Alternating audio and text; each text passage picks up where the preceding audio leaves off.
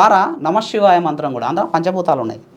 నామ శివాయ ఓకే పంచభూతాలు ఉన్నాయి. ఇంకోటి కూడా పూజ ఫలించాలి అంటే తప్పకుండా పంచాక్షరి మంత్రం ప్రతి వ్యక్తి మనిషి పుట్టిన ప్రతి వ్యక్తి 5 లక్షల జపం చేయాలి.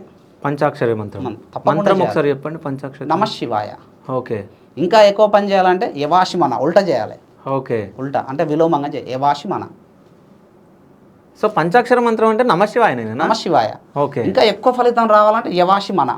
యవాషిమన అంటే ఉల్టా రావాలి. అంటే సీదా చెప్తేంది ఉల్టా చెప్తేంది. ఇప్పుడు ఉదాహరణకు ఇప్పుడు రామ అనేటువంటి మంత్రం తీసుకున్నాం. రామ రామ రామ మరా అని చదువు శక్తి ఎక్కువ వస్తుంది, నీకు తెలిసిపోతుంది ఆల్రెడీ. దాని పాజిటివ్ ఎనర్జీ నీకు తలుగుతుంది. రామ రామ రామ అనే పదం మరా అని చదువు ఉల్టా, దాని శక్తి నీకు తెలుస్తుంది. అప్పుడే ఇట్లా చదివినప్పుడు తెలుస్తుంది, ప్రకృతి అప్పుడే మనకు అందజేస్తుంది.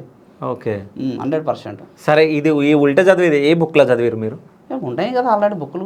ఒక బుక్ పేరు సిద్ధ నాగార్జున తంత్రము. శ్రీ విద్యలలో కూడా చెప్పారు కదా. ఓకే, ఉల్టా చదవాలని శ్రీ విద్యలో కూడా చెప్పారు. ఓకే.